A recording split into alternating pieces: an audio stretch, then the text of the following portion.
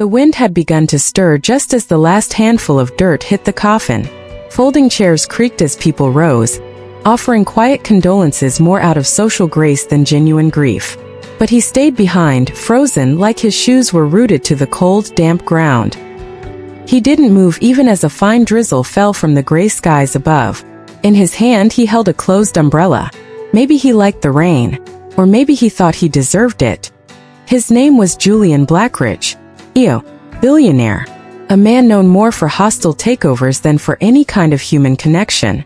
And today, he was burying the only woman who had ever made him laugh without trying.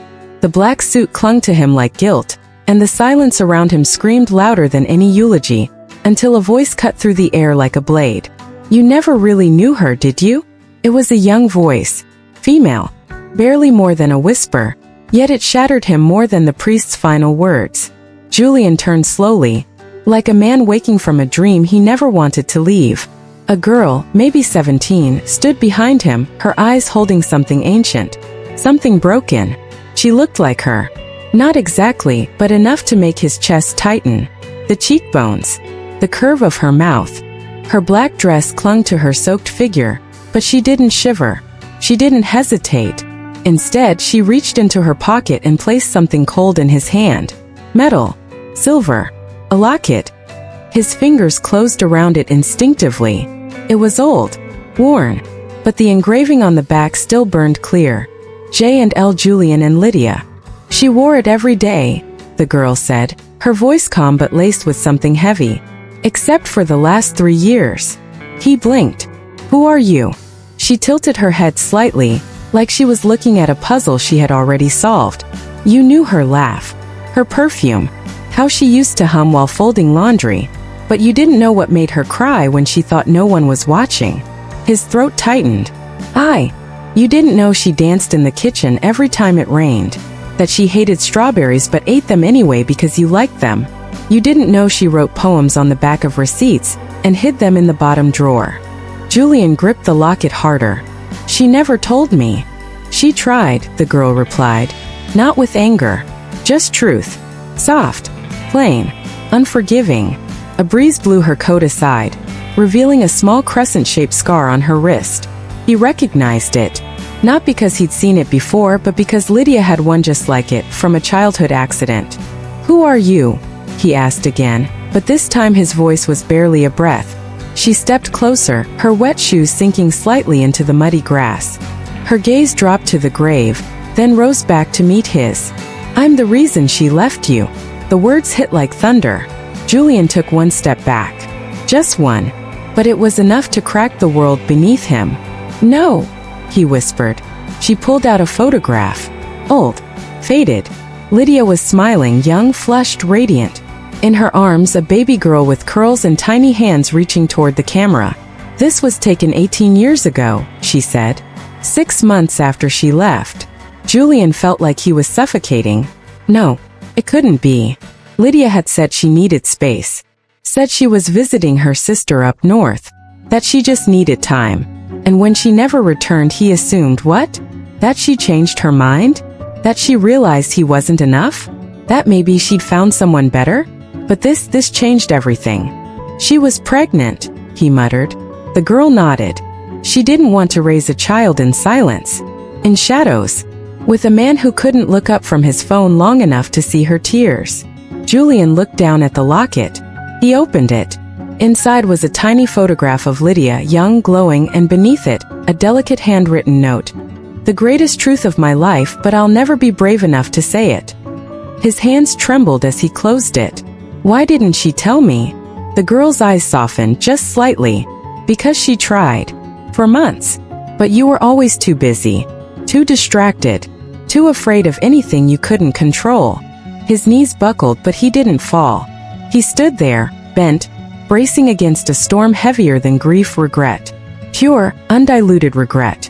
"I could have loved her," he said. "I could have loved you. But not enough to notice you were losing her," she replied. Then she turned and walked away. No goodbye. No name. Just footprints in the wet grass. Julian didn't follow. He couldn't.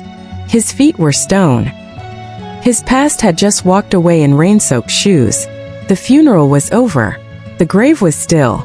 But inside his chest, a storm had only just begun. He stared at the empty space where she'd stood, at the silence she left behind. And for the first time in 27 years, Julian Blackridge sank to his knees in the mud beside a headstone. Not because he was broken, because he was finally ready to be. And as the rain mixed with the tears he hadn't known he was capable of, he whispered into the wind, "I never really knew her. But I will. Even if it's the last thing I ever do." 6 years earlier, Julian Blackridge didn't believe in destiny. He believed in control, in calculated decisions and boardroom chess matches. Love to him was either a liability or a disguise people wore until it no longer served them. That was before her. Before a chance encounter made him forget, for a brief moment, who he was supposed to be. That night wasn't planned. In fact, he hadn't even wanted to attend the charity gala. His assistant had pushed him into it, citing good PR and the optics of being seen supporting children's health initiatives. So he came, tuxedo pressed, cufflinks shining, the usual mask of indifference firmly in place. The hotel ballroom was lavish. Crystal chandeliers reflected golden light onto the marble floor, where powerful people sipped vintage champagne and offered practiced smiles. He stood near a pillar, alone but not unnoticed, glass in hand, scanning the crowd with detached precision. And then chaos. A tray of glasses shattered just feet from him. A young woman in a catering uniform stood frozen, cheeks burning red, her hands trembling as the stemware rolled and clinked at her feet. The crowd turned briefly, some murmured, others smirked. One woman nearby whispered, "Must be new." Julian didn't know why he moved. Maybe it was the sharp panic in the girl's eyes. Or maybe it was the way her lips parted in shock but not defense, like she was used to taking blame. He bent down first. Then, without a word, began helping her collect the shards. "I'm so sorry," she whispered, eyes wide and ashamed. He handed her a broken stem, their hands brushing. Her skin was cold and her eyes, he would never forget those eyes, were the kind of quiet brown that looked like they had seen too much, far too young. "No harm done," he replied softly, and for once he meant it. She smiled, awkward, grateful, still flustered, and the world shifted slightly on its axis. They spoke again later that night. Not long, just a few words behind the serving station while she waited for her next round. She was new to the city. She liked baking. Her mom was sick. She worked 3 jobs. He didn't ask her name, and she didn't ask his. But something unspoken lingered in the silence between them. A thread, barely visible, began tying 2 very different worlds together. When the event ended, rain had started to fall. Julian stood under the canopy outside, watching the valet scramble for cars. He turned, and there she was again, struggling with a broken umbrella, waiting for a bus that might never come. He had a car, a driver, but he didn't offer. Instead, he stepped forward and held out his own umbrella. She looked at it like it was a foreign object. "You'll need this more than I do," he said. She hesitated. "But you." "I'll survive."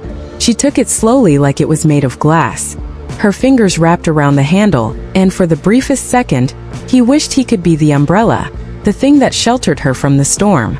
"Thank you," she said, then smiled again, smaller this time, like a secret only she knew. And then she turned, walking off into the mist. He watched until she disappeared. He didn't sleep that night. And in the morning, for the first time in over a decade, he skipped a meeting. Instead, he asked his assistant if they had the guest list for the catering company. She looked confused. He made up a reason about food poisoning and liability, but there was no trace, no record of her name, just the memory of that smile, and the sound of raindrops hitting pavement. Weeks passed. Months. He told himself he imagined it, the connection, the strange ache in his chest. He buried himself in work, in numbers, in the empire he'd spent his whole life building. But some nights, he found himself standing at the edge of his high-rise balcony, staring into the rain, wondering if she still had his umbrella. And somewhere in a cramped apartment on the other side of town, a young woman folded that very umbrella each night after walking home from the bakery. She'd refused to throw it away, even after the metal bent and the handle chipped. It reminded her of something she couldn't quite name, of someone who had looked at her like she was more than invisible. She whispered his name in dreams she didn't understand. She told herself it had just been a moment, a kindness, nothing more. But when her mother passed, 3 weeks after that night, and when she stood alone at the gravesite with no umbrella at all, it was him she remembered. Him she wished could have seen her now. Him she wrote a letter to but never mailed. In that letter she thanked him, told him he'd made her feel seen, even for a second. She mentioned the cupcake she'd left for him behind the catering station, the one with a note that simply said, "For later. Thank you." He never saw it. It had been thrown away by staff during cleanup. 6 years later, Julian Blackridge stood at a different gravesite, his wife's, the woman he had married for reasons that now felt hollow. She had passed quietly in her sleep. They hadn't spoken in months. Their love had grown cold, transactional, like too many things in his life. And now someone had placed a locket in his hand, a locket with a face and a smile that didn't match anything he remembered. But it matched something else. A whisper in the rain. A girl in a catering uniform. A look he hadn't forgotten. She had returned, but not to rekindle a moment. She had come to ask a question, and what she left behind would unravel everything. The rain had not let up that night, nor the one after. In the cramped corner apartment of a brick building that overlooked the city's forgotten blocks, the woman who once held Julian's umbrella now folded laundry by hand. Her fingers were red from the cold, and her back ached from the double shift she had just finished at the bakery. In the other room, a small boy hummed softly to himself, drawing stick figures in a tattered notebook. His name was Eli. He was 5 years old and he didn't know who his father was.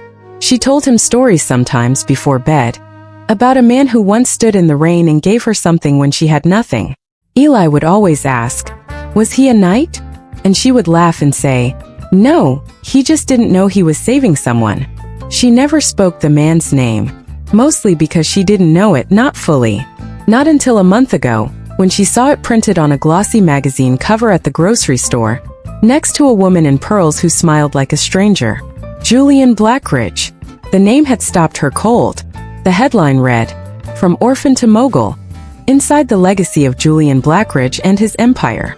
She stood there in the checkout line with a bag of bruised apples in her hands and the weight of 5 years pressing down on her chest. It was him. She recognized the tilt of his jaw, the shadow in his gaze. Older now, sharper, but still him. Still the man who had picked up shards of glass from the marble floor like he wasn't worth more than every person in that ballroom combined. She didn't buy the magazine. She didn't need to. The name was enough. That night when Eli asked again, "Was the man in the rain real, Mommy?" She answered for the first time with something closer to truth. "Yes," she said softly. "And I think he's forgotten me."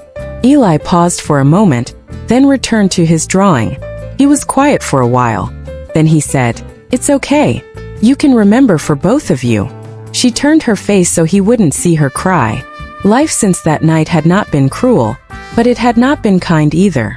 After her mother passed, she had taken whatever savings she had and moved into the city full-time, looking for work that could keep the lights on and the water running. The baking job came first, then cleaning work at a community center, and finally a part-time job doing night shifts at a diner that served more broken dreams than hot meals. She never complained, not out loud. She didn't have time to. Eli was born in a spring thunderstorm, in the same clinic where her mother had once been treated. He didn't cry right away, but when he did, it was a sound so clear and loud it made the nurse beside her weep.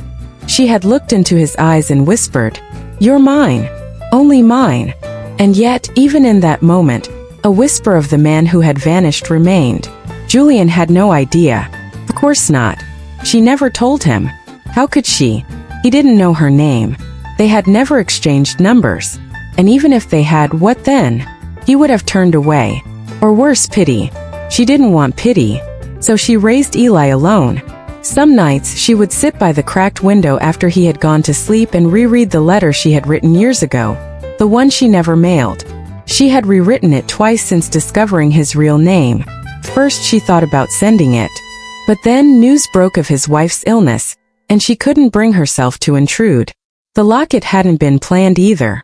It was something her mother had given her long ago. One of the only things left that still held the scent of their old home. Inside was a photo, old, worn, taken the night of the gala. A blurry candid, captured by a roaming event photographer. She and Julian were frozen in time, crouched on the floor picking up broken glass. They weren't smiling. They weren't looking at the camera, but their hands touched. She kept it hidden in a drawer for years, until the obituary. When she saw that Julian's wife had passed, a mix of guilt and bitterness stirred in her chest. Not at the woman, but at herself for still holding on to something that was never hers to begin with. And yet she went to the funeral, dressed in black, holding Eli's hand. They stayed at a distance, far enough that no one asked questions, until the end, until Eli whispered, "Is that the man from the rain?" She had looked up and her breath caught. Julian stood by the coffin, motionless, a statue sculpted from regret. The same tilt of the shoulders, the same storm in his gaze. Her heart betrayed her. Beat too fast, too hard. When the guests began to leave, she approached. She placed the locket in his hand without a word. Then she leaned in, just enough for her voice to carry over the silence. "You never knew her, did you?" And then she walked away. Now back in their apartment, she watched Eli sleep, one hand curled around his blanket, the other clutching a tiny drawing of a man in a suit holding an umbrella. She sat beside him, tracing the lines he had drawn. The figure was faceless, but the boy had written in careful letters beneath it, "My dad." She closed her eyes. She didn't know if Julian would remember, or care, or if he'd even open the locket and understand what he was seeing. But something had shifted. She could feel it in the air.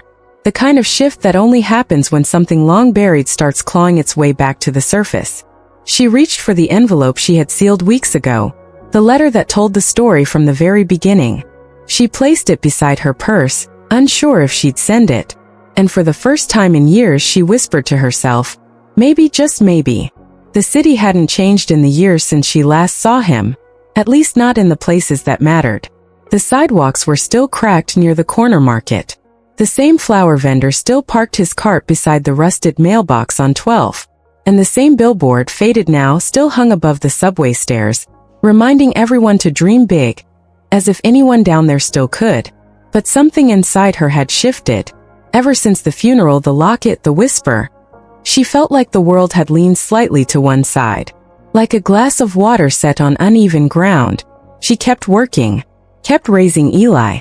But now every time she passed a screen, a headline, a whisper of his name, she stopped. And so when her bakery boss offered her an unusual delivery request, custom cakes for a corporate gala, she hesitated only a moment. It wasn't just any building. It was Blackridge Tower. And the order? For the penthouse floor. She told herself it didn't mean anything. She told herself she was over it. Over him. Over the memory. But that didn't stop her hands from trembling slightly as she checked the order one last time. 3 boxes. Labeled. Fragile. And his name at the bottom of the receipt. Julian Blackridge.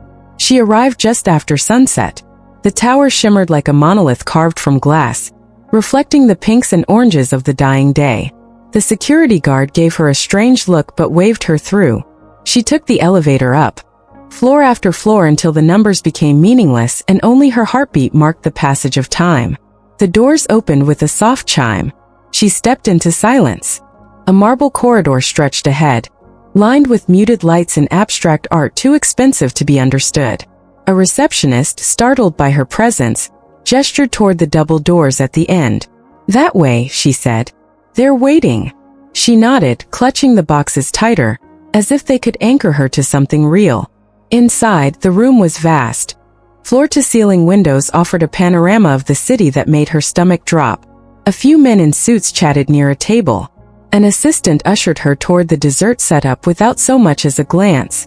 And then she saw him. Across the room, alone by the window, one hand in his pocket, the other holding a glass of water he hadn't touched. His posture was still rigid, still regal. But there was a quietness to him now, a sort of gravity that seemed heavier than before. He hadn't seen her yet. She turned away quickly, placing the boxes down.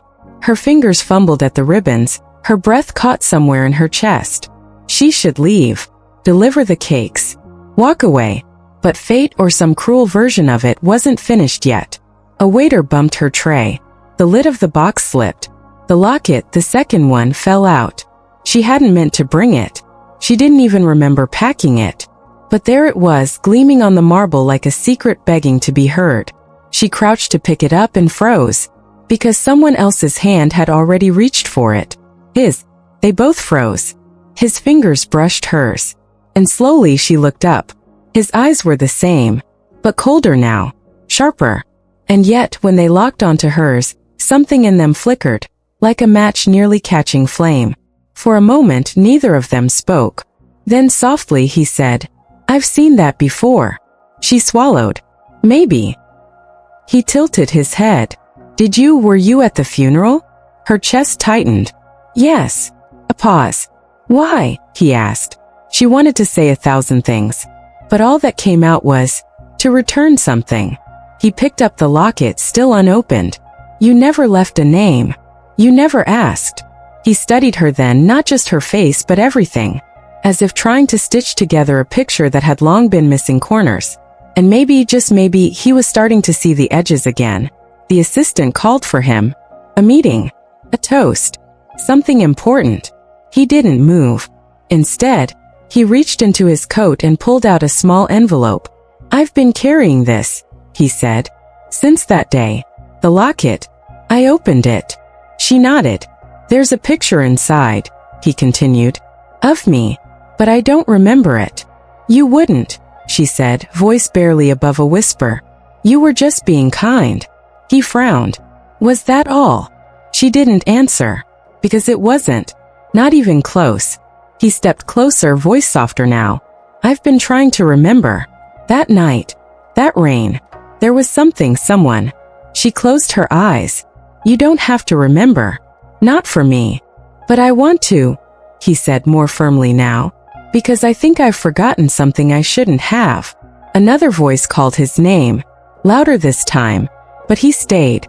And then she heard it. A familiar voice. Small. Bright. "Mommy." Eli stood in the doorway, holding a toy dinosaur, wide-eyed and unsure. The room fell silent. Julian turned. The boy stared up at him. And in that instant Julian froze. Because he knew those eyes. Not from a photograph. Not from a dream. From a mirror. The same shade. The same shape. His glass slipped from his hand and shattered against the marble floor. No one moved. No one breathed. And the only sound that remained was Eli's soft voice saying, "Are you the man from the story?" Julian couldn't speak. He took one step forward, then another, and fell to his knees in front of the boy. His voice trembled. "What's your name?" "Eli," the boy answered. "But Mommy calls me Eli Michael." Julian's face collapsed. His hands trembled as he reached out, not to touch, not yet, but to steady himself against the storm inside. And from behind him, the woman said quietly, "Now do you remember?" The next morning, the city was quiet in a way that felt almost staged. Rain had fallen during the night, washing the streets clean of yesterday's tension, but not of what lingered in his mind. Julian sat alone at the grand piano in his penthouse, the same one that used to be played by his late wife Serena. His fingers hovered above the keys, but no music came. Instead, he stared blankly at the photograph now sitting on the edge of the piano. A boy. Big brown eyes. A smile with one front tooth missing. A crayon drawing clutched in his hand. Julian traced the drawing with the edge of his thumb. A tall man holding hands with a smaller boy. Above them, written in wobbly letters, "Eli and Daddy. Daddy." He wasn't sure if the tears that welled up behind his eyes were from guilt, fear, or some tangled combination of both. She hadn't stayed after that night. She had taken Eli's hand and walked out of the gala before he could say anything else, before he could ask the questions clawing at his chest. He had wanted to run after her, but he couldn't move. His knees had given way beneath him, and the moment had passed. Now, all that was left was the photo, the locket he still clutched like it might offer answers, and the ache of a name he hadn't known belonged to his own son. He pressed his hand over his mouth, trying to steady his breath. He had to see her again, had to speak to her, had to make this right. But where would he even begin? He grabbed his phone and dialed his assistant. "Pull every record we have on the gala staff," he said. "I need a list. Names. Photos. Start with the dessert caterer." There was a pause. "Sir, is everything all right?" "No," he whispered. "But I think it still could be." By noon he had an address. A bakery. Small. Independently owned. In the quieter part of the city. She had worked there on and off for years according to payroll records. And more recently full-time. He didn't tell his driver. Didn't take the limo. He drove himself. In an old silver sedan he rarely used. The city blurred past him as if in fast forward. Every street lamp and crosswalk a heartbeat in the rush of urgency.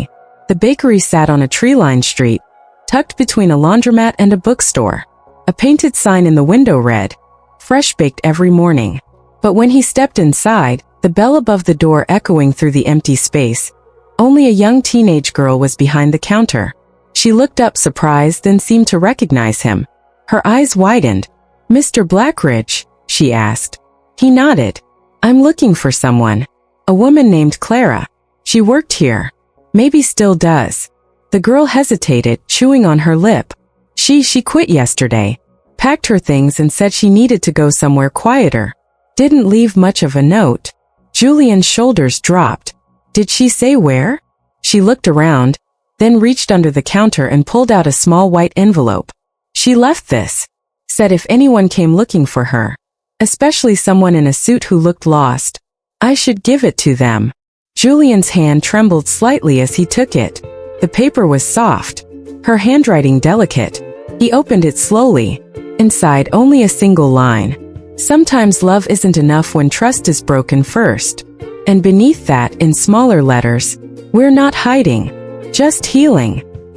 He stepped outside into the afternoon light, the letter still in his hand, feeling the sun on his face but none of its warmth. He had thought finding her would be the hard part. But it was facing the version of himself she remembered that really hurt. He walked until his legs burned, past rows of cafes and corners where memories flickered like old film. He passed a street performer playing the violin, an old song Serena used to hum while folding laundry.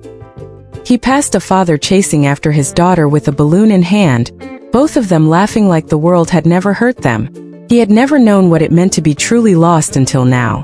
Later that evening, he sat at a park bench overlooking the lake. The same lake where he had once walked with Serena before they were married. Before the walls, the secrets, and the empires. He pulled out the locket again, opened it with a soft click. Her face stared back at him. Serena, young and radiant. And on the other side, a baby's footprint in faded ink. He hadn't noticed it before. Tiny. Fragile. He pressed it to his lips and whispered, "I never knew, but I should have." The stars began to emerge, scattered across the night like unfinished apologies. The next day he called off meetings, canceled his week. He returned to the bakery, not to find her this time, but to leave something behind. He brought a letter, a small envelope for Clara. Inside he wrote, "I'm not asking for forgiveness. I'm asking for a second chance to deserve it. I know I missed everything. The first steps, the late night feedings, the scraped knees and the bedtime stories. But if Eli ever wants to know me, really know me, I will be here. Every Tuesday, at 4 p.m., on this bench by this bakery for as long as it takes. If he ever wants to bring a drawing or a question or just his silence, I will be waiting. Your Julian." He handed the note to the same teenage girl. "She'll come back," he said. "One day. I believe that now." Then, as quietly as he had arrived, he left. Back on the bench he sat, watching the leaves fall. And for the first time in a long time he hoped. The air inside the church was warm, fragrant with lilies, soft candlelight flickering against stained glass that painted the pews in shades of blue and gold. Clara hadn't planned on coming, but something in her wouldn't let her stay away. Not from this moment. Not from him. She stood at the far back, partially hidden by a marble column, watching Julian from a distance. He looked smaller than she remembered. Not physically. He still carried the weight of command in his posture, the expensive suit tailored like a second skin. But something in his eyes had changed. They no longer burned with purpose. They flickered with doubt and pain. She could see it in the way his hand trembled slightly when he held the locket. In the way he didn't speak during the eulogy, just stared at the closed casket as if waiting for it to open and tell him what he had never asked in life. Her mother had once whispered to her in a late-night hush, "He's not a bad man. He's just too afraid to ask the questions he's not ready to hear the answers to." At the time, Clara didn't understand. Now she did. Clara clutched Eli's small hand tighter beside her. The boy fidgeted, not understanding why they were there. Only that it was quiet and sad and he had to wear the scratchy sweater he hated. She leaned down and whispered, "That's him." Eli looked up at her with wide, curious eyes. "That's the man from the picture?" She nodded, heart heavy. "Yes." He studied Julian for a long beat, then leaned against her side, resting his head on her hip. "He looks lonely." Clara smiled softly, brushing her fingers through his hair. "He is." The ceremony ended with a slow hymn, the organ groaning out the final notes like a farewell no one wanted to say. People began to move, murmurs and the rustle of coats and tissues filling the silence. Julian remained seated, frozen, alone. Clara knew she should leave. That was the plan. But her legs moved before her mind caught up. She walked slowly down the side aisle, her heels echoing against the marble, the pews blurring at the edges of her vision. When she reached him, he didn't look up. Only when she stopped beside him and reached into her coat pocket did he stir. She took his hand gently, placed the locket in his palm, and closed his fingers around it. His eyes met hers, and for a moment it was just them, two people standing in the ruins of what could have been. Then she whispered, barely audible, "You never knew her, did you?" Julian's eyes filled, not with understanding, but with recognition of the void. Clara stepped back. She didn't want to see him break, didn't know if she could bear it. But just before she turned to leave, a voice broke through the silence behind her. "Mom!" Julian's head snapped toward the boy standing near the front of the church, fiddling with the prayer candles. Clara froze. Too late. Too exposed. The boy walked toward her, oblivious to the emotional battlefield he was about to enter. "Can we go now? I'm hungry." Julian stood. He stared at Eli with a look that could have been awe or terror or both. Then his gaze fell to the boy's hands. One of them was holding a small notebook, the same style Serena used to carry, the kind with cream pages and a red ribbon bookmark. And around the boy's neck, swinging gently as he walked, was a tiny pendant shaped like a music note. Serena's favorite song. It was hers. Julian looked at Clara, his voice cracking like glass. "Is he?" Clara hesitated, then nodded once. "He's yours." The church tilted slightly beneath Julian's feet. He reached for the edge of the pew to steady himself. "Why didn't you?" "I tried," she whispered. "But you never answered. And when Serena died, I thought maybe that was the end of the door." He shook his head. "I didn't know. Clara, I didn't." "I know." She looked at him, really looked at him. This wasn't the Julian Blackridge she had once idolized from across a ballroom. This was the man who had been left behind by his own choices. The man who had missed the most important moments of his own life not because of cruelty, but because of silence. Julian knelt before Eli, whose eyes were now fixed on him, uncertain but not afraid. "I'm Julian," he said gently. "I know," Eli replied. "She showed me pictures." Julian swallowed hard. "Do you want to talk?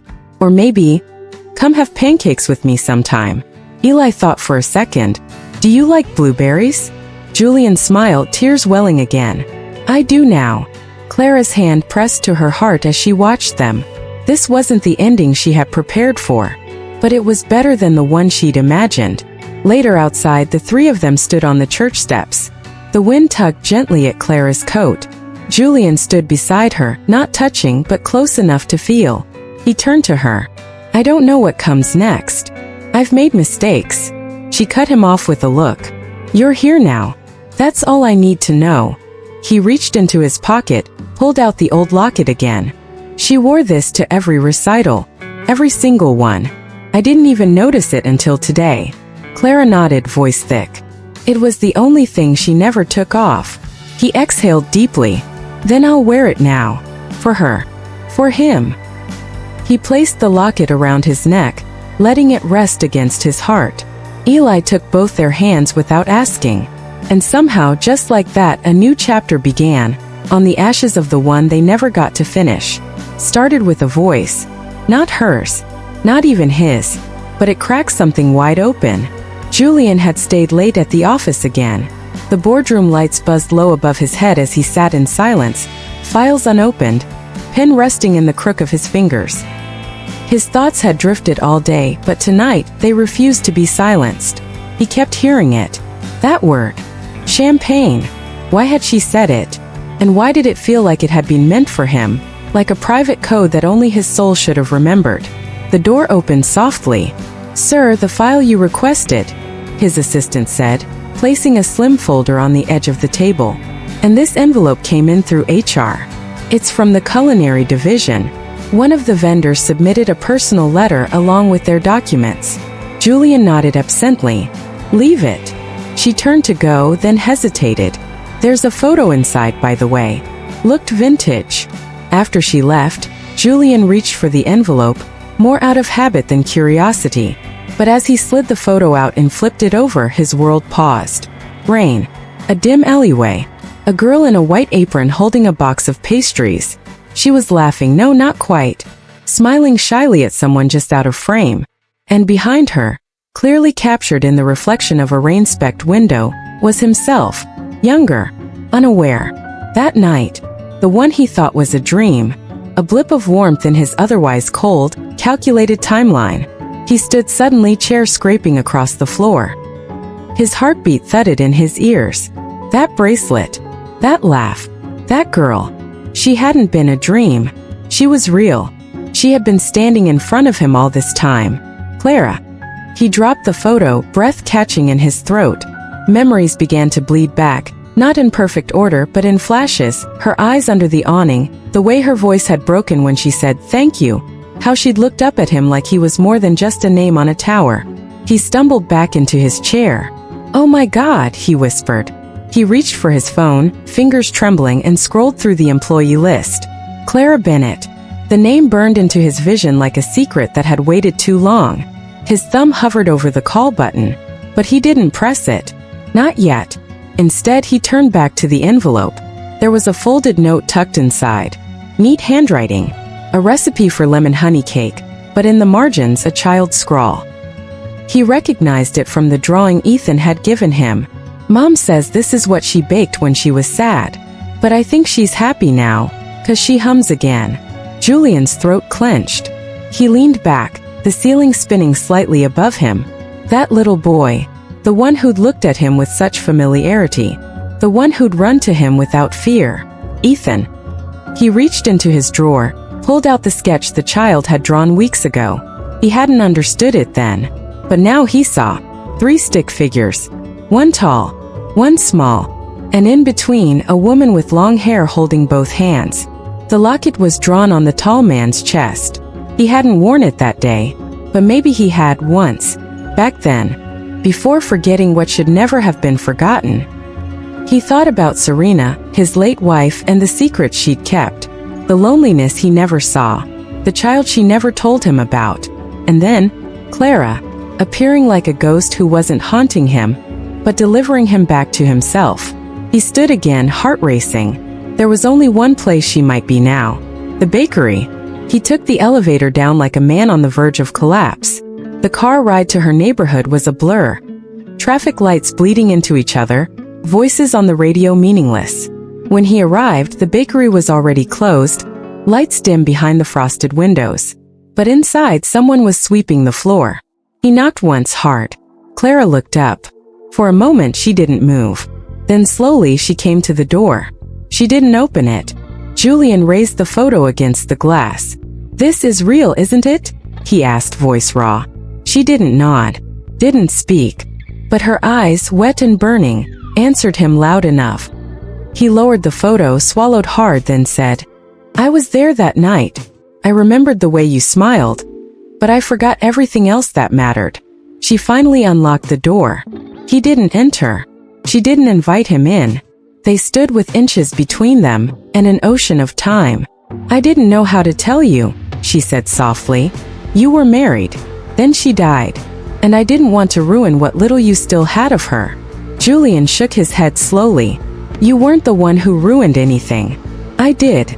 A long silence passed. Then she handed him something wrapped in a napkin. It was a locket. He opened it slowly. Inside 2 pictures, one of Serena, one of Ethan. Julian's knees nearly buckled. She never told me, he whispered. She wanted to, but she thought maybe she'd missed her chance. Or maybe you'd never believe her. I didn't even know her, Julian murmured, brushing his thumb over the photo. Not really. Clara reached out, steadied his hand. I think she would have wanted you to know him now. Julian looked up at her, really looked. And in that moment the truth no longer hurt. It healed. Julian stared at the red bracelet in his palm long after Clara had gone. It felt like an artifact from a life he hadn't lived, only visited in dreams he never understood. His office, once a sanctuary of control and silence, now buzzed with ghosts and the slow unraveling of everything he thought he knew. The letter sat beside the untouched pastries. He read it again, and again, until the words blurred. In it, Serena spoke not just of love, but of loneliness, of waiting, of not being chosen.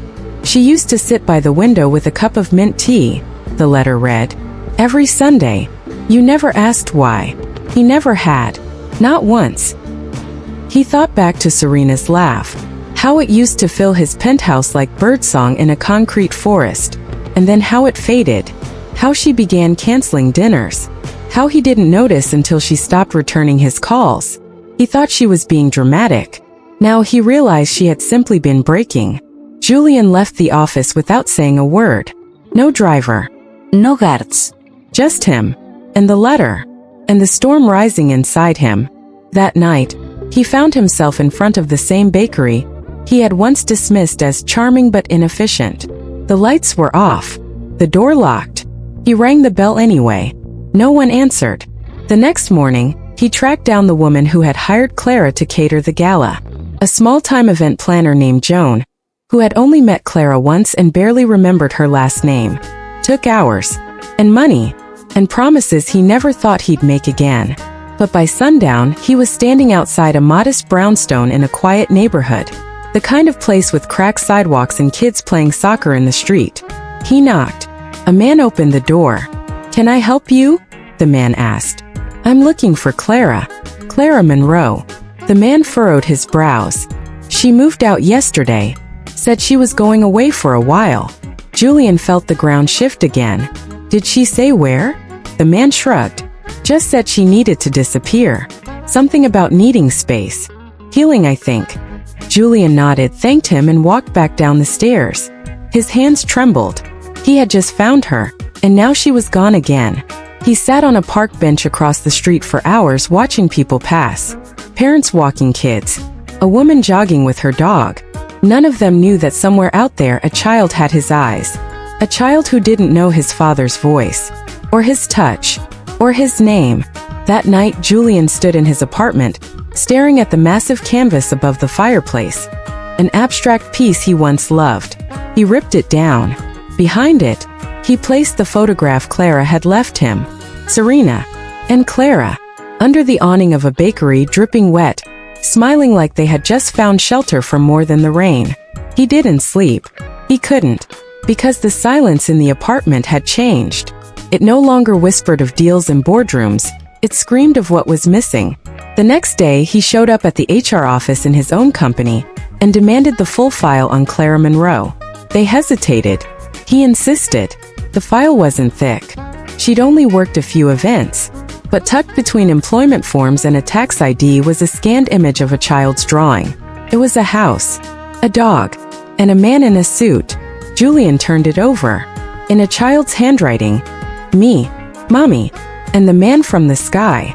He clutched the paper, heart pounding. There was no name. But there was something else. A date. A school name. He drove across town in under an hour. The school administrator hesitated. Are you the legal guardian? No, Julian admitted. But I believe I'm the child's father. There was a silence. Then a long, sad look from the woman behind the desk. They withdrew last week, she said gently. Said they were moving somewhere quieter. Did they say where? The woman hesitated. And then, perhaps moved by something in Julian's face, she slid him a sticky note. Clara's handwriting. Greenpoint Ferry. 4 p.m. April 10th. Today. It was 3:12 p.m. He ran. The kind of run you only do when your soul is chasing something it might lose forever. At 3:57 p.m., Julian reached the ferry terminal. Out of breath. Sweating. Terrified. He scanned the crowd. And there, at the far end of the dock, stood Clara.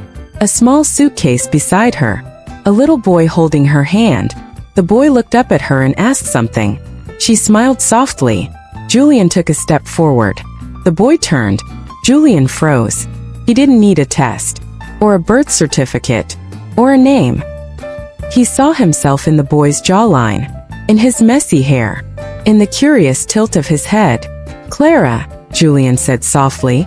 She turned. And the look on her face. It wasn't anger. It was fear. And pain. And tiredness. He walked slowly. Carefully. As if afraid he might scare her away. I don't want anything, he said. I just want to meet him. Clara held the boy tighter. Why now? She asked. Because I was blind. And stupid. And it took losing you both to see what mattered. The boy looked between them. Mommy, who is he? Julian knelt. He didn't speak right away. He reached into his coat pocket and pulled out the bracelet. This belongs to someone I once loved very much, he said to the boy. And someone I still do. The boy tilted his head. Is it magic? Julian's throat tightened. Maybe.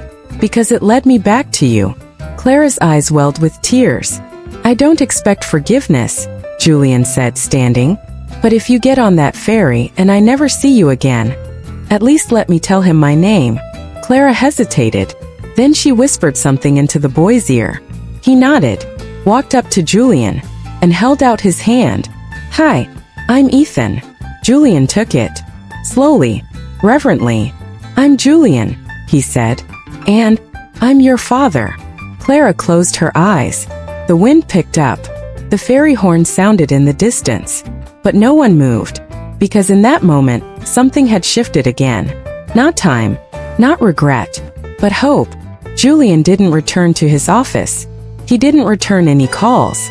He didn't check the markets. The world could have crumbled around him, and he wouldn't have noticed. For the first time in years, he wasn't measuring his day in profits or meetings, but in the number of minutes he could sit still and not fall apart. That night, he sat on the floor of his penthouse, back against the cold glass window overlooking the city. His tie was still loose from earlier. His sleeves rolled up. And beside him, carefully laid out, were three things. The red bracelet, Ethan's drawing, and the locket Clara had pressed into his hand at Serena's funeral. He opened the locket again. Inside, a photo he hadn't seen before. Serena younger, standing in a field of wildflowers, sunlight in her eyes. And next to her, a little girl with the same defiant chin and the same fire in her gaze that he'd seen in Clara. He closed the locket, but the weight of it burned in his palm. He didn't sleep that night. At 5 a.m. he left the apartment. By 6 a.m., he stood in front of the building where Clara and Ethan had once lived. The old landlady recognized him this time. She didn't ask questions. She just handed him a folded piece of paper and said, "She left this in case you ever came." He took it, hands shaking. It wasn't a letter, just a list.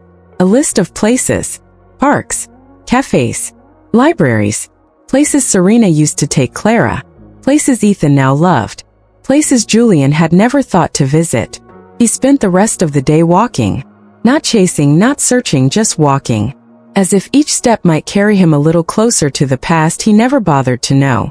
The smell of the old bakery, the bench at Hudson Pier, the narrow bookstore tucked behind 8th and Main where Clara had once worked part-time. Each location whispered pieces of a life he'd never been invited to, and he took them all in like a starving man rediscovering taste. By evening, he found himself in front of the community shelter Serena used to volunteer at. "Are you here for the food drive?" a woman asked at the door. Julian hesitated, then nodded. She handed him a box and pointed him toward the pantry. He didn't protest. He just worked. He moved boxes, sorted cans, packed dry goods. No one recognized him. Not as the billionaire in the headlines. Not as the man whose name was etched on skyscrapers. Here he was just a tired man with aching hands and eyes that had finally learned how to see. Afterward, the woman from the door sat beside him on the front steps. "You're new," she said. "Sort of," Julian murmured. "You lose someone?" He looked at her, then down at his hands. "I lost time," he said, "and the people who lived in it." She didn't press, just offered him a coffee in a paper cup and patted his shoulder. That night, back in the penthouse, he began writing letters. One to Serena, one to Clara, one to Ethan. They weren't polished or eloquent. They weren't designed to impress. They were raw and true. He wrote about the moments he missed, about the birthdays he never knew, about the questions he never asked, and the memories he never gave himself the chance to make. He didn't know if he would ever send them, but he needed to say the words out loud, even if only to the silence. Days passed. He didn't know how many. He stopped going to meetings. Instead, he visited Serena's grave each morning. The first time he brought lilies, then sunflowers. Then one day he brought nothing but himself, and sat there for hours saying nothing, until the wind felt like an answer, until the silence didn't feel so heavy anymore. It was at the cemetery that he saw her again. Clara. She was standing by the far end, Ethan holding her hand, both of them facing a small stone. Julian watched from a distance. He didn't approach. Not yet. Instead, he returned the next day, and the next, each time standing a little closer. Until one afternoon, Clara turned and saw him. They stood in silence, the autumn leaves swirling between them. Clara spoke first. "He asks about you. Every night." Julian swallowed. "And what do you tell him?" "That you're learning," she said quietly. "That you're trying." He nodded. His voice cracked. "I am." Clara stepped aside and let Ethan walk toward him. Julian knelt. The boy handed him a drawing. This one was different. 3 figures, holding hands. Above them in shaky block letters, "Us." Finally, Julian looked up at Clara. Her eyes were tired, but they weren't guarded anymore. He didn't beg, didn't plead. He simply said, "I want to earn it, whatever it takes." She didn't answer, not with words. Instead, she reached into her coat pocket, pulled out a small notebook. Serena's journal. Julian took it with trembling hands. "I thought you should read it," Clara said. "She wrote about you, and her, and us." He nodded. "Thank you." They didn't hug, or cry, or say anything dramatic. But when Clara turned to walk away, Ethan stayed beside Julian, and she didn't call him back. The wind was soft that morning, more like a breath than a breeze. A few golden leaves skated down from the trees, drifting across the stone paths of the park. It was Saturday. The sky was clear, the kind of day that almost made you believe life could begin again. Julian sat on the same bench near the playground, a thermos of coffee in hand. His coat was a little too formal for the setting, but he didn't care. He hadn't come to blend in. He came to wait, for a sign, for forgiveness, for something real to return. A little boy's laugh pierced the air, bright, messy, full of life. Julian turned. There he was, Ethan, running across the grass in small, determined strides, chasing a kite shaped like a red dragon. And a few steps behind him, Clara. She had her hair pulled back. She wore no makeup. Her coat was slightly frayed at the sleeves, and her shoes were scuffed from years of not choosing herself first. To Julian, she looked like grace carved into skin. He didn't move. He wasn't sure he had the right to. But then Ethan spotted him. He froze mid-chase, the dragon kite twisting above him like a banner of fate. "Mom!" Ethan called out, pointing. "He's here again." Clara stopped walking. Their eyes met. This time there was no fear, no bitterness, only something that resembled peace. She didn't look away. Instead, she approached slowly. Ethan ran ahead and stood in front of Julian, grinning wide, like the child already knew what the adults were afraid to hope for. "I told you he'd come again," Ethan said, tugging at his sleeve. Julian chuckled softly and knelt down. "You did," he said. "You were right." Ethan nodded, then ran back to his kite, leaving the 2 adults in the quiet space between heartbeats. Clara remained standing for a moment, her hands tucked into her coat pockets. Julian rose to meet her gaze. "I didn't come to ask for anything," he said softly. "I just wanted to see him, to see you, and say thank you." "For what?" she asked, voice calm. "For not disappearing completely," he replied. "For letting me see the part of my life I didn't know I was missing." She studied him, searching for the man he used to be, and the man standing before her now. "You've changed," she finally said. "I had to," Julian replied. "The truth changed everything." Clara took a slow breath, then sat on the bench.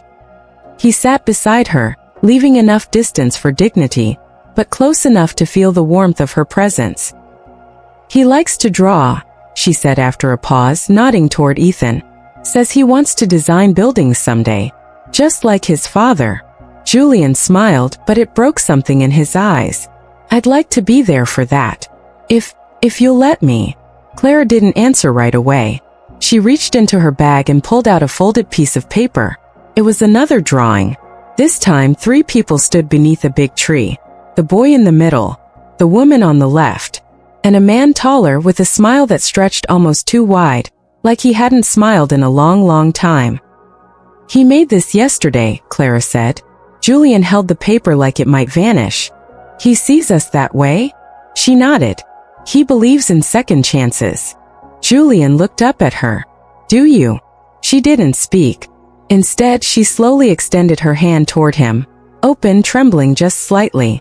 And without thinking, Julian reached out. Their fingers met in the middle of that park bench. And the world, for a breathless second, felt like it had been waiting for this moment all along. There was no grand music. No dramatic declarations. Just a quiet knowing. A letting go of old wounds. A choosing not of the past but of what the future could still become. Ethan returned, breathless, cheeks flushed.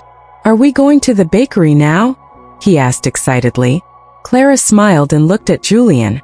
He stood, held out a hand to the boy. "Lead the way."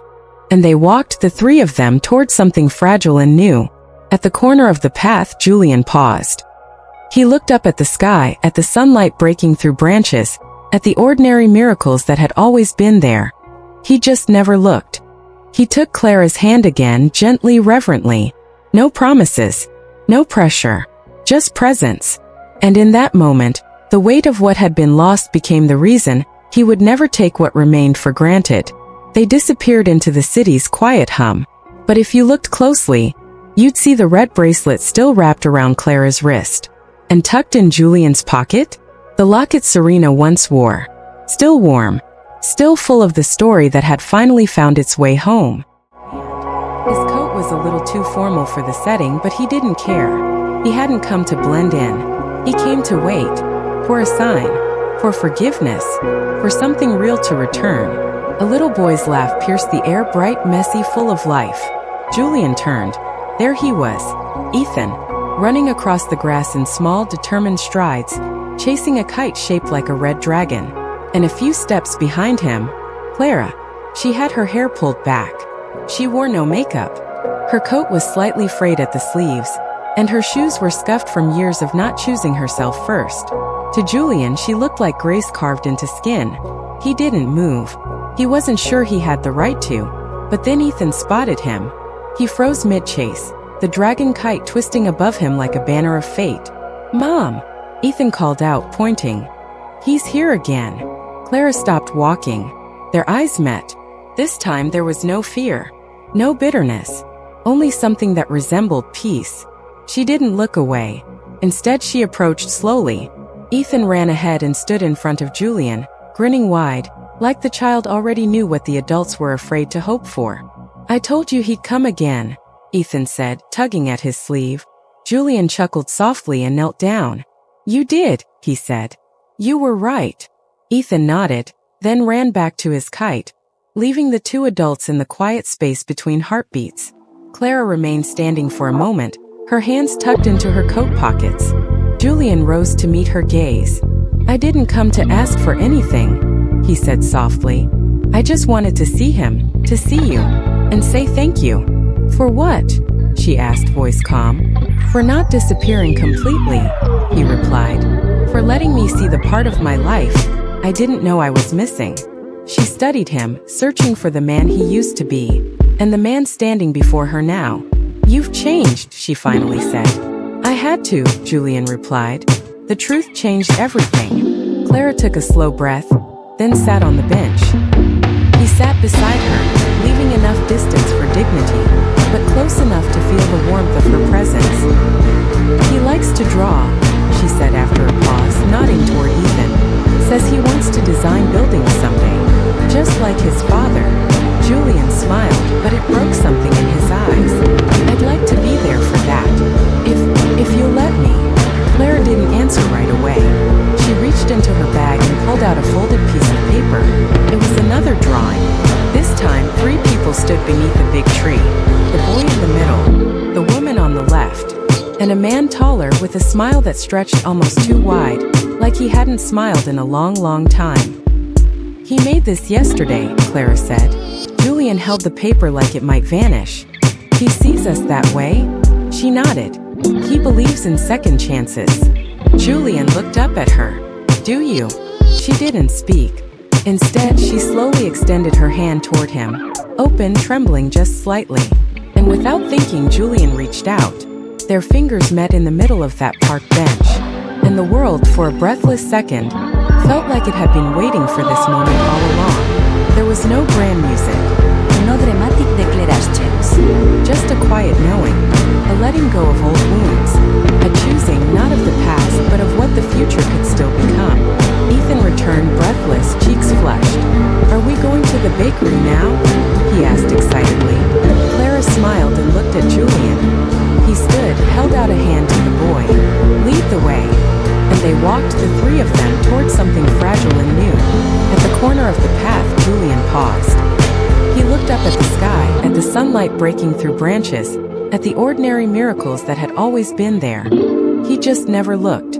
He took Clara's hand again, gently, reverently. No promises, no pressure, just presence.